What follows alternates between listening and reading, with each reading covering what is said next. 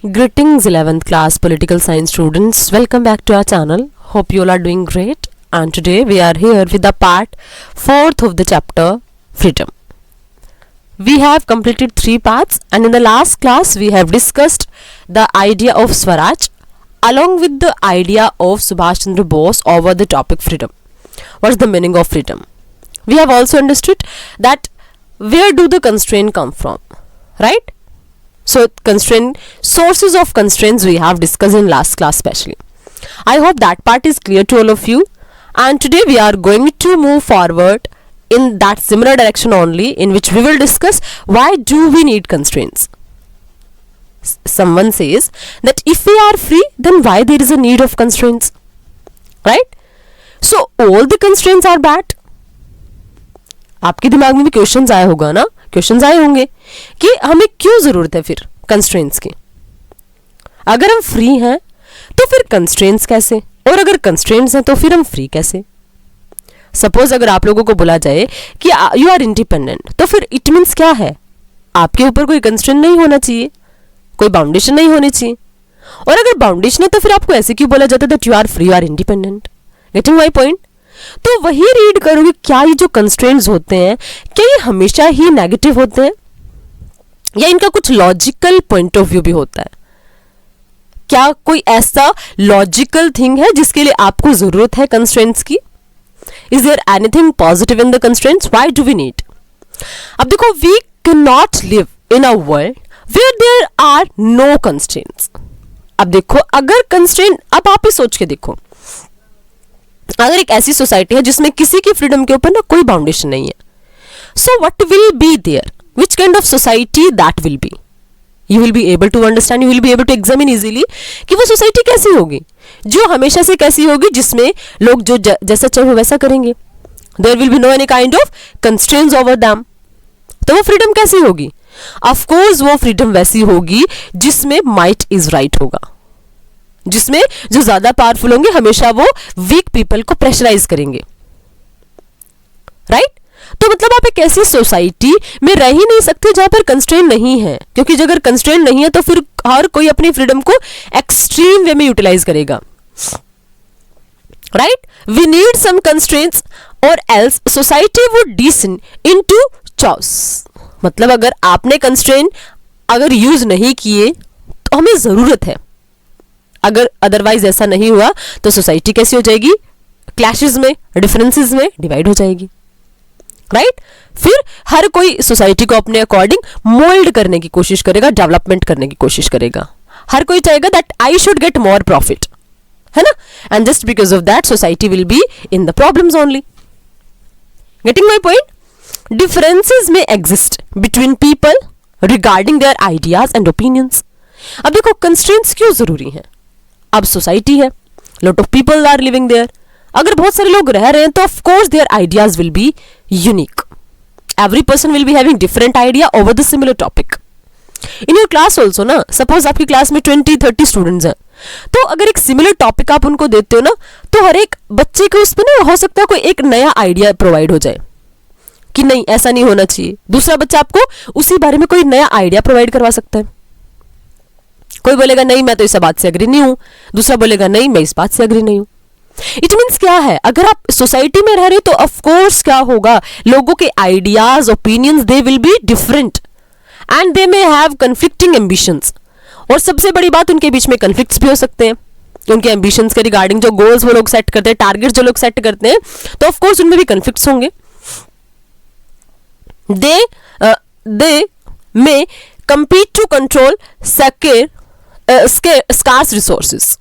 और वो क्या कर सकते हैं, जितने रिसोर्सेज है वो क्या कर सकते हैं, दे कैन कम्पीट ना, कि इस रिसोर्स पर मेरा कंट्रोल होना चाहिए, मैं पावरफुल हूं तो मेरा मनी के ऊपर कंट्रोल होना चाहिए, ये लैंड सारी की सारी मेरी है ना? मैं पावरफुल हूं तो then I will use it, and अगर आप पावरफुल है तो then you will use it, right?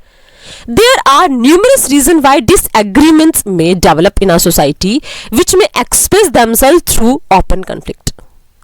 और ऐसी तो बहुत सारी चीजें हैं, वो तो जस्ट एक एग्जांपल है कि आइडियाज डिफरेंट हो सकते हैं, रिसोर्सेज के ऊपर कंट्रोल करना एक इंपॉर्टेंट सोर्स हो सकता है।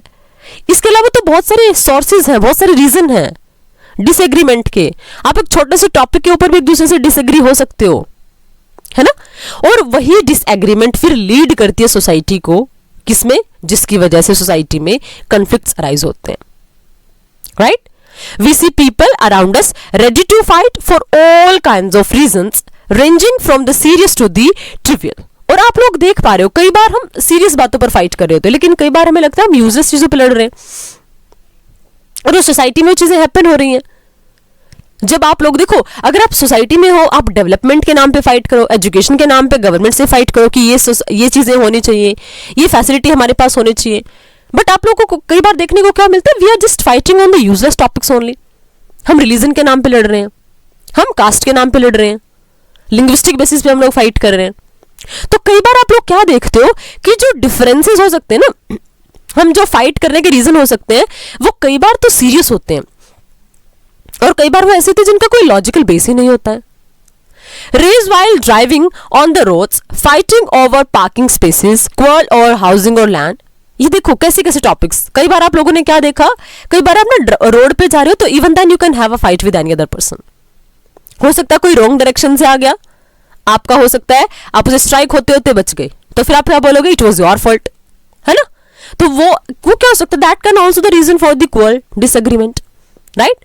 डिसएग्रीमेंट रिगार्डिंग वेदर अप, उसके अलावा फाइटिंग ओवर पार्किंग स्पेस। कई बार क्या होता है, आप मान लिया पार्किंग करने जा रहे हो, आप किसी प्लेस पे चले गए, आपके पास पार्किंग के लिए स्पेस नहीं, उसके ऊपर फाइट हो जाती है, राइट। क्वार्रल्स ओवर हाउसिंग और लैंड, घर के ऊपर भाई भाई के बीच में झगड़ा हो जाता है कि नहीं ये लैंड मेरी है, ये हाउस मेरे हिस्से में आना चाहिए, उसके ऊपर हो जाता है। Disagreement regarding weather a particular film should be screened.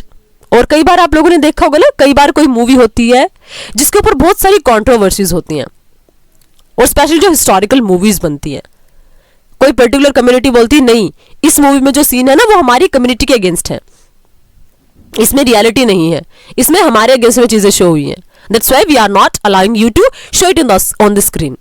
It means on these kind of topics we are fighting, मतलब मूवीज के ऊपर भी फाइट हो रही है, राइट।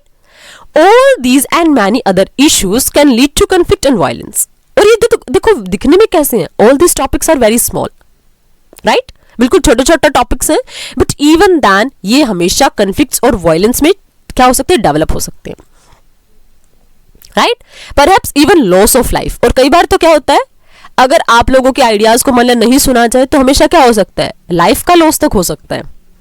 मान लिया आपकी कम्युनिटी है, आपकी किसी ने बात नहीं मानी, तो वहां पे क्या प्रॉब्लम होगी, ऑफ कोर्स वायलेंस होगी, और वायलेंस में तो कुछ भी हो सकता है, it can be the loss of lives also. It means ये सिंपल टॉपिक्स डिसएग्रीमेंट के ये इतने ज्यादा हार्श हो जाते हैं, इतने ज्यादा वायलेंटिक हो जाते हैं, that it can be destructive for the human life also. Therefore, every society needs some mechanism to control violence and settle disputes. अब समझ आया? ये देखो दिखने में आपको क्या दिख रहा है, these are the small topics, क्या इनके ऊपर भी कुछ डिस्ट्रक्शन हो सकता है, but even then in every type of society there are differences ना, there are conflicts। और अगर उन कन्फ्लिक्ट्स, इतने छोटे छोटे कन्फ्लिक्ट्स को भी अगर हमने एक टाइप से कोऑर्डिनेट एस्टैब्लिश करके सम अप नहीं किया, कोऑर्डिनेट एस्टैब्लिश करके उनको सेटल डाउन नहीं किया, तो ये भी क्या कर सकते हैं, ये डिस्प्यूट्स भी वायलेंस में क्रिएट हो सकते हैं, कन्वर्ट हो सकते हैं। And that's why every society needs some kind of mechanism, ऐसे मैकेनिज्म की रिक्वायरमेंट है, so that it can control all the kind of violence and it can settle the disputes, right. So long as we are able to respect each other's views and do not attempt to impose our views on others। जैसे हम क्या करें, एक दूसरे के views को हम respect दें, राइट। जैसे आप लोग क्या देखो कि नहीं मेरा व्यू ये है, सपोज कई बार हो सकता है you and me are different, right, हमारे आइडियाज डिफरेंट है, राइट। तो कई बार आप लोगों को ये नहीं बोलना कि मैं ही सही हूं, मेरे को ये नहीं बोला सिर्फ मैं ही सही हूं, we will try to make a balance ना, and that is the better way. It means आपको क्या करना, you will not show that you are correct, but we will try to show respect towards each other. हम एक दूसरे के ideas को respect दें, एक दूसरे के व्यूज को इंपॉर्टेंस दें, and do not attempt to impose our views on others. और ये बात नहीं कि अगर मान लिया, देखो अगर आप मान लिया आप बड़े हो, you are in 11th standard, कई बार क्या हो सकता है, suppose you are coming in school bus, और कोई छोटा बच्चा है, तब क्या कर सकते हो, you can try to impose your power ना, राइट, कि नहीं ये सीट तो मेरी है, मैं ज्यादा पावरफुल हूं, चलो उठ यहां से, छोटे बच्चे को आप बोलो चलो उठो भागो यहां से, आई विल सिट हियर। तो आप वो नहीं कर सकते हो, आपको वो नहीं करना चाहिए, अपने व्यूज दूसरों के ऊपर मत थोपो, राइट? आपको कोई मान लिया कोई ऐसा बच्चा जो साइंस पढ़ रहा है ना, उसको कोई राइट नहीं बनता है कि वो अपने व्यूज को, कि नहीं ह्यूमैनिटीज में तो कुछ नहीं है, कोई स्कोप नहीं है, उसको ऐसा बोलने का कोई राइट नहीं है. You can't impose your ideas, your views on others, right? Because everyone is independent, right? We may be able to live freely and with minimum constraints, क्योंकि हम सभी की एक इंडिविजुअलिटी है, और उस इंडिविजुअलिटी के थ्रू हम क्या कर सकते हैं? We can live with minimum constraints, we can live freely. If we are living in independent society, then it should be our right, na, that we can live freely with minimum constraints, right? Ideally, in a free society, we should be able to hold our views, develop our own rules of living, and pursue our choices. और देखो ideally क्या होता है, आप लोगों ने तो पढ़ लिया कि सोसाइटी में डिफरेंट आइडियाज होते हैं. On the basis of those differences problems can be generated, और जब प्रॉब्लम्स जनरेट होती है तो इट कैन बी वोलेंटिक ऑल्सो, ये वोलेंस में भी चेंज हो सकती है. तो इसीलिए क्या है, there is requirement of some kind of positive restraints over everyone's freedom. That is the need of the art to establish peace and harmony in the society. लेकिन जब आप आइडियली देखते हो कि फ्री सोसाइटी होनी कैसी चाहिए, कैसी सोसाइटी को आप मान सकते हो दिस इज फ्री. अब देखो, ideally a free society we should be able to hold our views, जहां आप अपने आइडियाज को होल्ड कर सकते हो. ऐसा नहीं कि कोई और आपको चला रहा है, do not be a puppet only, right? कि कोई और आपको चला रहा है, ऐसा नहीं होगा. If you are living in a free society, you will be able to hold your views, develop your own rules of living. आप कैसे जियोगे, वो आपके रूल्स होने चाहिए. आपने ह्यूमैनिटीज ली because that was your decision, आपको चूज करना था उसको. आप अपने लाइफ के रूल्स खुद बना रहे हो, राइट? आप किसी से इन्फ्लुएंस नहीं हो रहे हो. एंड परस्यू आवर चॉइसेस, हमारी जो चॉइसेस हैं हम क्या कर सके, परस्यू कर सके उनको. हमारे क्या डिसीजंस हैं, हमारी लाइफ के ऊपर उसका क्या इंपैक्ट पड़ेगा, वो हम सोच के खुद डिसीजन ले. Why anyone else should take attention about that? Fine. But the creation of such a society too requires some constraints. लेकिन अगर आप एक ऐसी सोसाइटी भी बनाना चाह रहे हो ना, जब आप बोल रहे हो कि आप खुद के रूल्स बनाओ, आप खुद की चॉइसेस को परस्यू कर सको, तो ऐसा नहीं है जब वैसी सोसाइटी बनेगी तो उसमें कुछ कंस्ट्रेंट्स होंगे ही नहीं. There will also be some kind of constraints. अब वहां कैसे होंगे? आप देखो, ऐसी सोसाइटी में भी कुछ कंस्ट्रेंट्स रिक्वायर्ड होते हैं. At the very last it requires that we be willing to respect differences of view. और देखो वो कंस्ट्रेंट क्यों है? क्योंकि जब आप बोलते हो ना रिस्पेक्ट करने के लिए दूसरों के डिफरेंट व्यूज को, ओपिनियंस एंड बिलीव्स, जब आप ऐसी सोसाइटी बनाना चाहोगे जिसमें आपके कुछ रूल्स हैं, कुछ चॉइसेस हैं. देखो, अगर आप सोचते हो कि मेरी ना फ्रीडम के ऊपर कुछ कंस्ट्रेंट नहीं होने चाहिए, सामने वाले को मेरे को नहीं बोलना that you should do it, you should not do it, तो सामने वाले की भी तो फ्रीडम है ना, राइट? तो आप जहां चाह रहे हो कि आपके आइडियाज को, आपकी चॉइसेस को लोग रिस्पेक्ट करें, then you will also have to give same thing in the return ना. आपको तो सेम चीज प्रोवाइड करवानी पड़ेगी. आपको भी दूसरे के आइडियाज को, दूसरे के व्यूज को, दूसरे के ओपिनियंस को, दूसरे के बिलीफ को रिस्पेक्ट देना पड़ेगा ना. That's why constraints are required. मतलब आप भी कुछ भी आर्बिट्री फॉर्म में नहीं बोलोगे that you can't do that, आप ये मत करो, वो मत करो. जब आपको लगता है कि मेरी फ्रीडम है, तो सामने वाले की भी तो फ्रीडम है.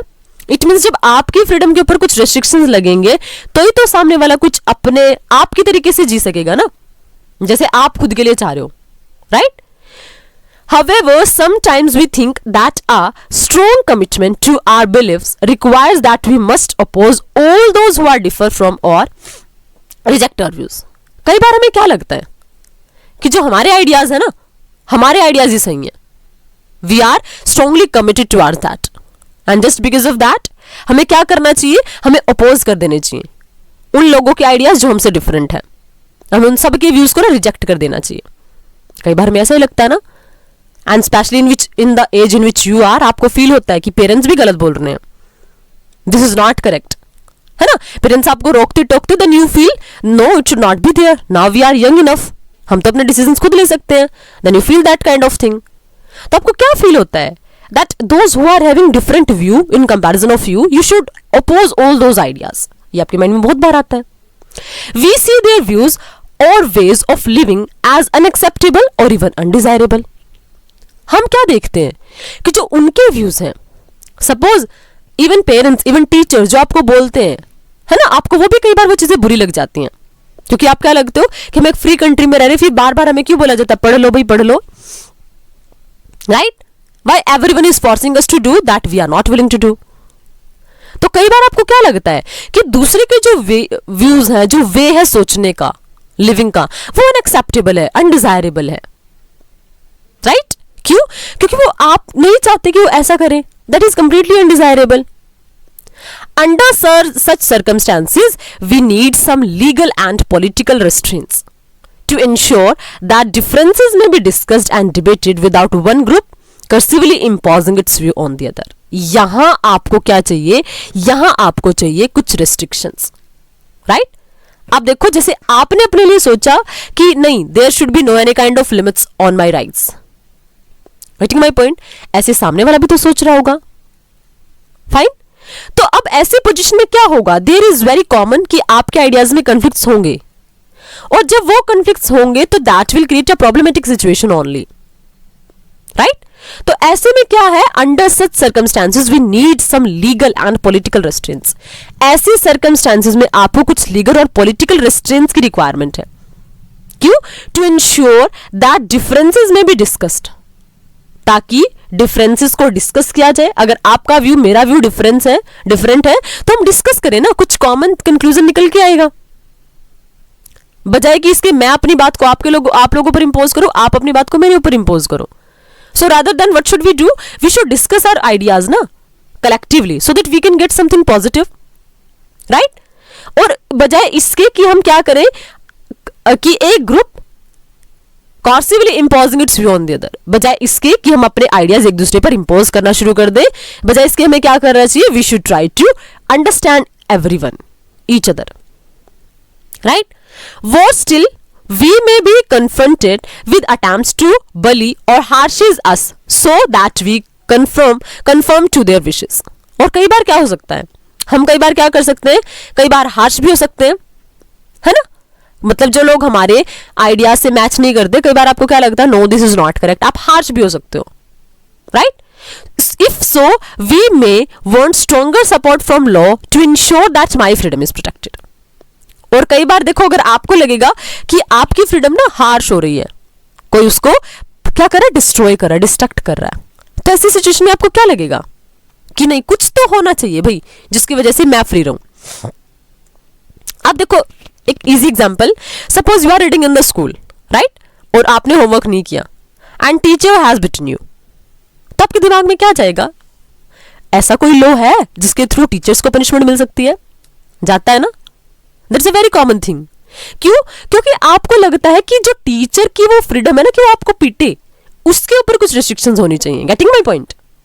क्योंकि टीचर भी तो एक पर्सन है ना, वो भी एक इंडिविजुअल है, आप भी इंडिविजुअल हो, आपकी इंडिविजुअलिटी को भी तो मेंटेन करके रखना है ना।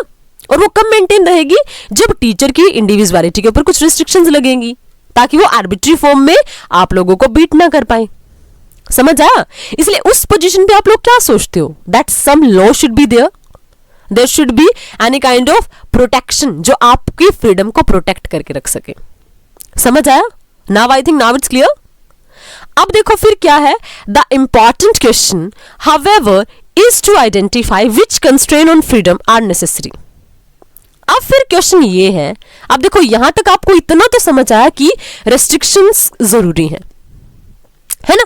क्यों रिस्ट्रिक्शन जरूरी है? अब आपसे मान लिया यही क्वेश्चन एग्जाम में पूछा जाए, why do we need constraints, तो आप लोगों को इतना समझ आया, constrain doesn't mean every time that we are trying to harm someone, we are trying to put unnecessary thing, but because we are living in a diverse society and just because of that diversity we are willing to put some kind of positive restraints so that everyone can enjoy the freedom, everyone can develop according to individuality, and that's why we are having the need of the constraints, right?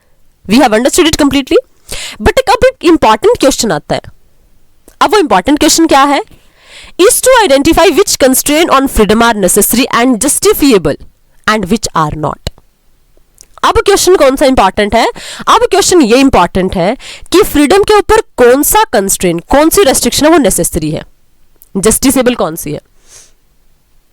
क्या आप जैसे चाहो वैसे freedom को restrict कर सकते हो? That's not there. तो आपको क्या करना है, आपको ये देखना है कि कौन सी फ्रीडम है नेसेसरी है, कौन सी फ्रीडम को आप जस्टिफाई कर सकते हो और कौन सी नहीं है. What sort of authority external to the individual, और कौन अथॉरिटी किसकी होगी जो उसको रेस्ट्रिक्ट करेगी. एक्सटर्नल टू द इंडिविजुअल, क्या आपकी फ्रीडम को कौन कंट्रोल करेगा. मे जस्टिफाइड से what can be done and what can not. आपकी सारी चीजें आपको डिसाइड करेंगे, डिफाइन करेंगे कि क्या जस्टिफिएबल और क्या नहीं है.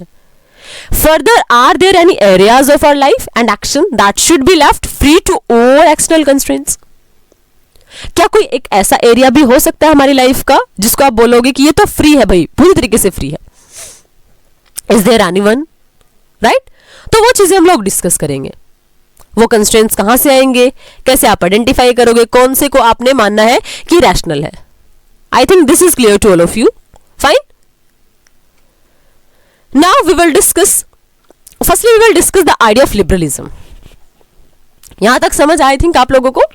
अब देखो, लिबरलिज्म, लिबर्टी, लिबरलिज्म, सारे टर्म्स कनेक्टेड हैं. अब देखो क्या है, understand it. When we say that someone's parents are very liberal, we usually mean that they are very tolerant. आप लोग कई बार बोलते हैं ना, नहीं मेरे पेरेंट्स तो ना काफी लिबरल है, मेरे पेरेंट्स ने तो मेरे को टोका ही नहीं कि तुमने ह्यूमैनिटीज क्यों ले ली, my parents are very liberal, right. तो इट मीन्स क्या है, they are very tolerant, they are able to accept your ideas easily. As a political ideology, liberalism has been identified with tolerance as a value. और जब आप उसको in the practice of theory study करते हो, क्या है liberalism. जब आप टॉलरेंस करते हो, टॉलरेंस आपके पास है इंपॉर्टेंट वैल्यू की फॉर्म में. Liberals have often defended the right of a person to hold and express his or her opinion and beliefs even when they disagree with them. देखो, liberalism का क्या मतलब है कि आप क्या करो, डिफेंड करो राइट. उसने डिफेंड किया हमेशा लिबरलिज्म ने राइट्स को, लोगों के राइट्स को, कि वो क्या करें, अपने आइडियाज को एक्सप्रेस कर सके, होल्ड कर सके, जबकि आप उसे डिसएग्री कर रहे हो सामने वाले से, तो भी आप क्या कर सकते हो, उसके आइडियाज को सुनो तो कम से कम एटलीस्ट, राइट. तो वही आइडिया, मतलब टॉलरेंस, टॉलरेंस आपके माइंड में होनी चाहिए. But that is not all that there is to liberalism. यही सिर्फ इतना ही नहीं liberalism. And liberalism is not the only modern ideology that support tolerance. It means, और मॉडर्निज्म ही सिर्फ, लिबरलिज्म ही सिर्फ एक ओनली आइडियोलॉजी नहीं है जो टॉलरेंस को एक्सेप्ट करती है, सपोर्ट करती है. अब देखो, what is more distinctive about modern liberalism is its focus on the individual. जब आप बोलते हो ना मॉडर्न लिबरलिज्म, क्योंकि लिबरलिज्म भी नियो लिबरलिज्म, क्लासिकल लिबरलिज्म, कई सारी थियरीज होती हैं. तो जब आप मॉडर्न फिलोसफी के अकॉर्डिंग रीड करते हो तो क्या है, आप इंडिविजुअल सेंट्रिक है, इंडिविजुअल को इंपॉर्टेंस देती है, सिंगल पर्सन को इंपॉर्टेंस देती है. For liberals, and titles like family, society, community have no value in themselves, but only if these are valued by individuals. और ये इंडिविजुअल को इतना इंपॉर्टेंस देती है कि आपकी फैमिली, सोसाइटी, कम्युनिटी, उसका कोई इंपॉर्टेंस नहीं है जब तक एक इंडिविजुअल का इंपॉर्टेंस नहीं है. और ये बात भी सही है, अगर इंडिविजुअलिटी खत्म तो इन सारी चीजों का कोई इंपॉर्टेंस भी नहीं बच जाता है. इसलिए आइडियोलॉजी हमेशा किसके ऊपर फोकस करती है, इंडिविजुअल सेंट्रिक है, राइट. कि आप इंडिविजुअल को इंपॉर्टेंस दो, उसके आइडियाज को इंपॉर्टेंस दो, उसकी फ्रीडम को इंपॉर्टेंस दो, right. They would say, for example, that the decision to marry someone should be taken by the individual rather than by family, caste और community. इसलिए क्या बोलते हैं लिबरलिज्म, देखो लिबर्टी क्या बोलती है कि if you want to marry someone it should be your idea ना, because you will have to spend your life with that person. Then why should you give that authority to any person, whether they are your family member, whether they are your caste group, whether it is the community. किसी के पास वो right होना ही नहीं चाहिए, right. Liberals tend to give priority to individual liberty over the values like equality. ये किसको importance देता है लिबरल व्यू, ये वैल्यू देता है इंडिविजुअल को. इक्वालिटी हम क्या बोलते हैं कि इक्वल होना चाहिए, वो सारी चीजें, लेकिन लिबरलिज्म का मतलब क्या है, जब आप क्या करो एक इंडिविजुअल को इतना इंपॉर्टेंस देते हो. They also tend to be suspicious of political authority. और अगर political authority भी आपकी इंडिविजुअलिटी को खत्म करती है ना, तो लिबरलिज्म उसके भी अगेंस्ट है. No one can snatch your individualism from you. वो है लिबरलिज्म. आपकी इंडिविजुअलिटी को कोई आपसे स्नैच नहीं कर सकता. Right. Historically liberalism favoured free market. अब देखो आप लोगों ने ना सुना होगा कैपिटलिज्म, है ना, जहां पे फ्री मार्केट होती है। तो हिस्टोरिकली लिबरलिज्म का मतलब क्या है? फ्री मार्केट, जहां पे स्टेट, अब देखो जैसे आप यूएसए की बात करते हो, वहां पे क्या है? वहां पे ना कंप्लीटली फ्री मार्केट है, स्टेट का कोई इंटरफेयर नहीं है। अब आप इंडिया के थ्रू अगर उसकी कंपैरिजन करते हो तो you will be able to find हमारी कंट्री में क्या होता है। हमारी कंट्री में health facility, education facility, that is the responsibility of the state, government will provide you. But वहां पे क्या है? गवर्नमेंट का कोई कॉन्ट्रीब्यूशन होता ही नहीं है, गवर्नमेंट इंटरफेयर नहीं करती है, उसको बोलते हैं फ्री मार्केट। सब कुछ मार्केट के ऊपर छोड़ दो, प्रोडक्शन क्या करना है, कंजम्पशन क्या करना है, everything will be decided by the market. However present day liberalism acknowledges our role for welfare state. लेकिन आज की जो, अब देखो लिबरलिज्म में फिर कुछ चेंजेस होते हैं ना। पहले वाला क्या था हिस्टोरिकली कि फ्री मार्केट है, लेकिन आज का लिबरलिज्म क्या है कि कुछ ना कुछ रिस्ट्रिक्शंस होने चाहिए, वेलफेयर स्टेट होना चाहिए। For example India and aspect the need for measures to reduce both social and economic inequality. क्योंकि अगर देखो वही फ्री मार्केट तो फिर वही again might is right, right. क्योंकि हिस्ट्री, क्योंकि क्या है, अर्थ इज राउंड ना, अब दोबारा से वहीं आ जाते हो। तो अगर क्या हुआ, अगर इंडिविजुअलिटी को आपने इतना इंपॉर्टेंस दिया, रेस्ट्रिक्शंस को कंप्लीटली फ्री कर दिया, तो again the situation will be problematic and that's what is required to ensure social and economic equality. आपको रिक्वायर्ड है कि आप क्या करो, ऐसी सिचुएशन को गेन करो और जितनी भी इनइक्वालिटीज है उनको रिड्यूस कर दो। And just because of that the restrictions are required and just for that we are having the need for the interference of the state in each and every aspect of the life. It means जो liberalism की new aspect है, नई ideology है, उसके according क्या है, वहां पे मार्केट की बजाय इंपॉर्टेंस दिया जाता है स्टेट के इंटरफेरेंस को, so that we can ensure social and economic equality. I hope this term liberalism it is completely clear to all of you. Along with that we have discussed the thing that why do we need constraints. It is also clear to all of you. I think these two topics that we have discussed today, these are completely clear to all of you. If you are having any kind of doubts and queries, feel free to ask your doubts in comment section. We will meet in next video with the most important topic of this chapter, that is harm principles. अब ये क्या होते हैं, कहाँ से arise होते हैं, why do we need them, all these things we will discuss in next class. Till then you can revise everything, okay? But if you are able to understand the chapter, please press the like button and subscribe the channel as well, right? We will meet in next video with harm principle. Till then keep learning and stay connected. Thank you, thanks a lot.